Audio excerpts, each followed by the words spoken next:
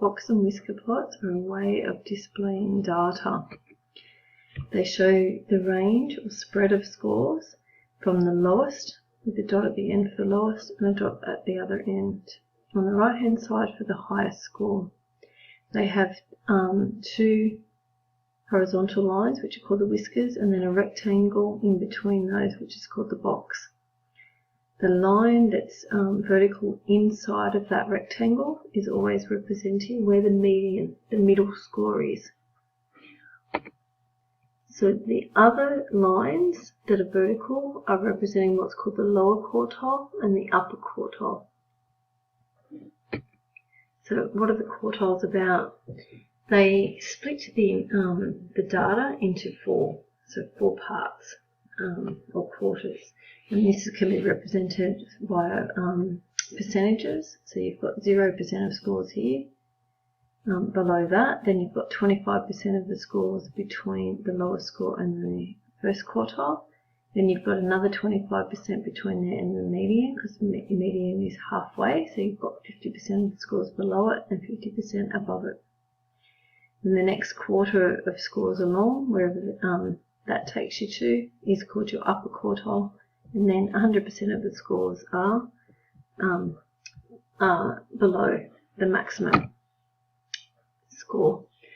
Okay, the median, reminding you, is the middle score, divides a set of data into two, and the quartiles are the values that divide the set of data into four. So here's your median is your middle values here, and then your median of that bottom half, which is 70 here, would be the lower quartile or the first quartile, and then in this top half of the scores, the one in the middle is the 90, so that's called the upper quartile, or quartile number 3.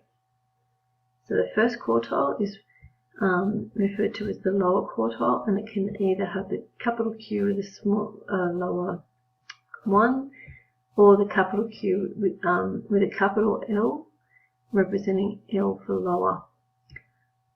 And it means, so here we can see here, there's the bottom 25% of scores below that. The second quartile is our median, and that's where our halfway point between the whole range of scores. So 50% of the scores are below that, and 50% of the scores are above that median point. The third quartile, or the upper quartile, so Q with a 3 or Q with a capital U, the upper, means that there's 25% of the scores above that point, and also that there's 75% of the scores below that point. In the centre section here, we have what's called the interquartile range, which is the difference between the upper quartile and the lower quartile. So just subtracting those two amounts. You can see the interquartile range is different to the range. The range has to go from the highest minus the lowest, where the interquartile range is just the range between the quartiles only. Whenever you're drawing a box and whisker plot, it has to show 5 particular pieces of information on them. You have to have the lowest score, you have to have the lower quartile, the median, the upper quartile, and also the highest score. So some examples. When you're reading information, you need to be able to read information from a box and whisker plot. So the smallest value, so you go to where the dot is on the left hand side of the graph, and you'll see that's above the 2, so we'd say the smallest value is a 2. The largest value at the other end, you can see is above the 24. The range is that 24, take away the 2, giving you 22, so there's 22 scores in the range. Sorry, the highest minus the lowest is 22. The median is the middle, and that's always this vertical line inside the box. So that's between 12 and 14, so that's, we would say, would be about 13. The upper quartile is quartile number 3, it's above the 16. The lower quartile is above the 6. The interquartile range is the difference between these two, so 16 minus 6 is 10. Example number 2. when you're working out a set of data and you've got to do the box and whisker plot, to find the median and so on, we have to have them placed in ascending order so we can actually cross off our scores as we go through to find the middle score. And in this case, it's a 7. So we'd say the median is 7. Then we look at, on the left-hand side of this, we've got the bottom 50% of scores, and then halfway between those is the 4. So that would be our lower quartile. And then over here, we would have our upper quartile is the median of these 5 scores, which would give us the 9. So lower is 4 and upper is 9. To place this on the graph, you can see we've got this axis along the denominator, along the bottom. And so we need to put our values on there from the lowest score of 2 to the highest score of 10. Putting in our highest and lowest scores with our dots at either end, and then putting in your median at 7. Your upper and lower quartiles at 4 and 9, and then we join everything up with our horizontal line to make our rectangle in the centre and our whiskers at either end. For this question, to find the interquartile range, we need to find our median, so the average of the scores in the middle, because there's 2 scores in the middle. And then when you look at this bottom half here, crossing off the 3, the 1, the 2 and the 3, you get a 2 and a 2 in the middle there. And then in this half, so when you've got 2 scores in the middle, here you count each 1 score in the top half and 1 score in the bottom. So we cross off the 3, the 6, the 4, the 5, and we end up with 4 and 5 as our middle scores. The average of that is 4.5. So the interquartile range is quartile 3 minus quartile 1.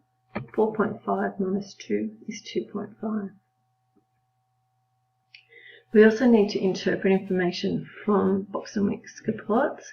So here we have a real estate has put like houses sold per week over a 16-week period onto this box and whisker plot. So the range of houses sold during any week in that 16 weeks was somewhere around between 14 houses. So the lowest amount sold in a week was 9, the highest was 23.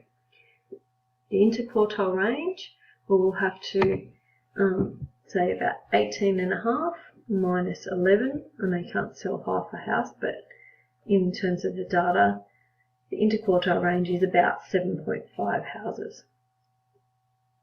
So that means most weeks that's what was sold at around that, so either 7 or 8. What was the median number of houses sold? So we can go to the vertical line in the middle of the rectangle there, and we'll see 14 houses. What percentage of weeks had the sale of more than 14 houses? Well, that means half the houses sold were above the median, so 50%. How many weeks had sales of more than 11 houses? So down here, the 11 is the lower quartile, so that means that 25% is below that, so that means 75% of the houses were weeks had more than 11 houses sold. So you find 75%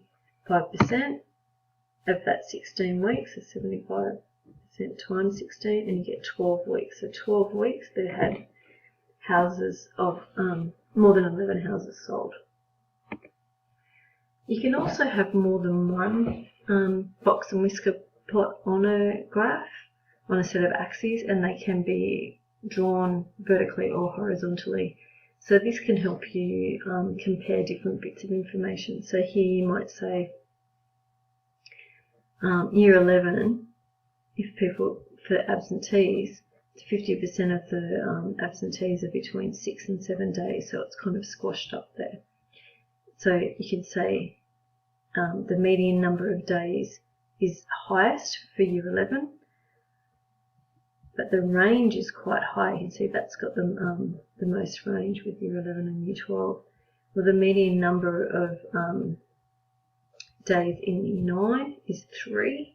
the median number of days in year 10 is about 4.5. So you can compare information like that. This must be in Queensland, I think they have year 13. Okay.